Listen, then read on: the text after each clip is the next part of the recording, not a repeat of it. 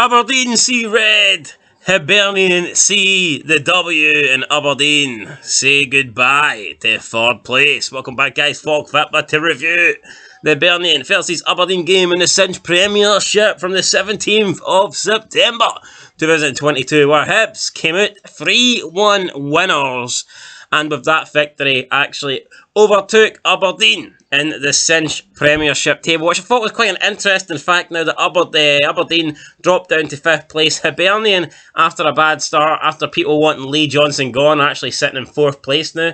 Didn't think they'd be that high, but apparently that's what back-to-back wins does for you. But it was a big game today, crazy game.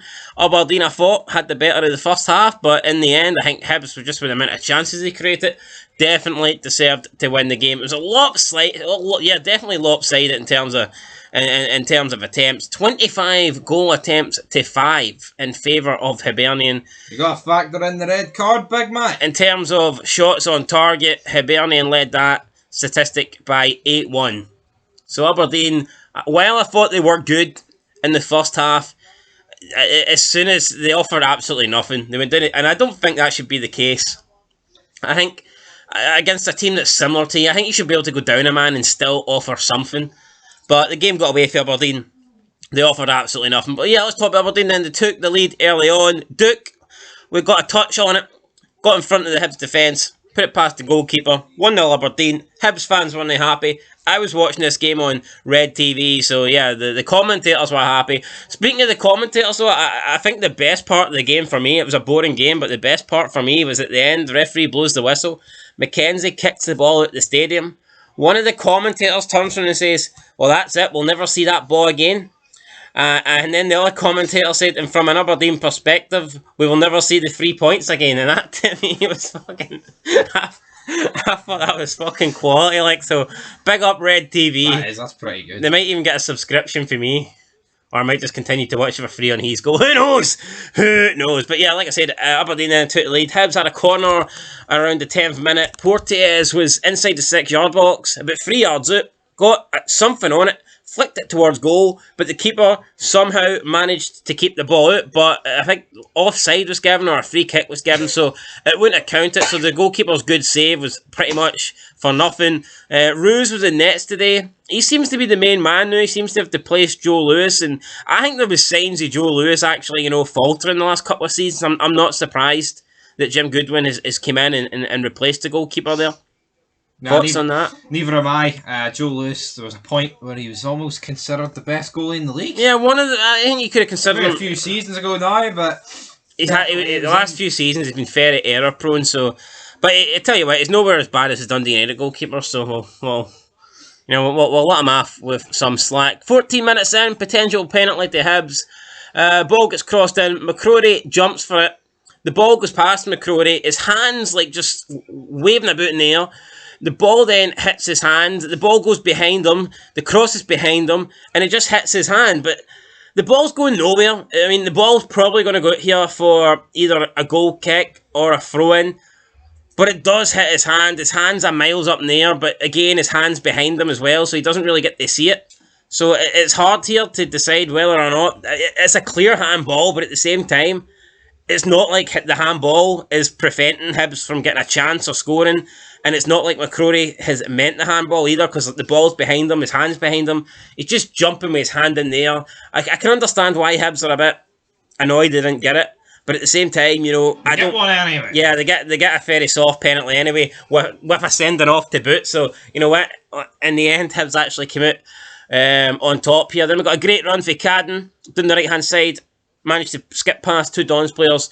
Put a decent ball in, low cross edge of the box. Hibs player ran in, got the shot on it, but a few Aberdeen bodies were in the way to get the block. Then just for half time, penalty to Hibs. Scales off for a second yellow. Honestly, man, corner's about to get whipped in. Didn't understand this. You got Scales and Porteous going for the ball. Porteous is all over Scales. Porteous is grabbing Scales' shirt. It's like Porteous wants to swap shirts already, and he thinks Scales is the Rock or something, and he's trying to get his shirt off him. But Scales wants to keep his shirt, so he tries to get Porteous off him. Porteous then falls to the floor while continuing to almost pull his shirt over Scales' head, and for some reason the referee gives a penalty to Hibs here and gives a second yellow to Liam Scales, the on-loan Celtic player. Very harsh in my opinion, wasn't a penalty, but Hibs got it. They also got a man advantage. Martin Boyle stepped up, scored the goal. Another goal for Hibs now. Martin Boyle proving to be a really good signing. And you've got to wonder, should maybe some other clubs in the league, should they have looked at Martin Boyle? Yeah, I would have took him at Rangers. Hands down. We need a right midfielder, right winger. Even if he doesn't start at Rangers, I mean, I'd much rather be bringing Martin Boyle on than Scott Wright. So, exactly. I mean, it is what it is. But anyway, here we go. Second half, again, Hibs started the better of the two teams. Man advantage, what do you expect? No, but he always scores. Yeah, he does. I mean, and he always goes on runs, and shite never scores, and fucking Rotondo's not doing it. Well, it's no surprise if you look at how Hibs went to shits last season as soon as he left. So, is what it is. Aberdeen then let Cotton happen. Josh Campbell fires it past the goalkeeper. Just a ball into the Aberdeen box. Campbell's on his own and he gets the goal there. So yeah, just that really bad defending from Aberdeen's perspective. Then about 10 minutes later, ball gets crossed into the box. Yeah, I didn't take any notes for the second half because honestly the game has put me to sleep. But the ball gets crossed into the box. McCrory tries to do a cushion header back to the goalkeeper, but he just doesn't get enough on it. And again, Josh Campbell was there.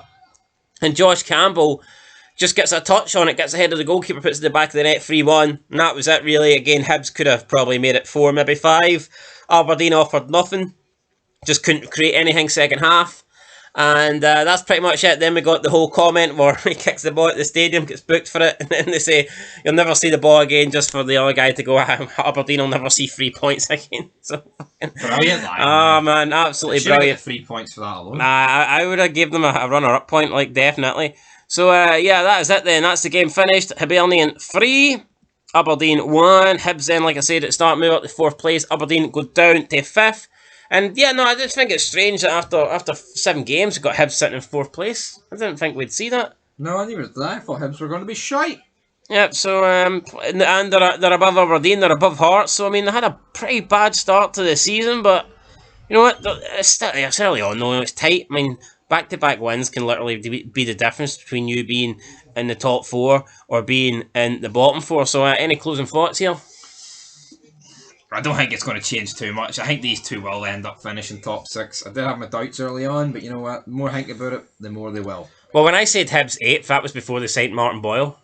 And I think Martin Boyle is that good that he can move you up a few places. So who knows? Maybe Hibs will get top 6. And that's probably it, man. Anyway, that's it. Till next time. I'll catch you in the next one. Peace.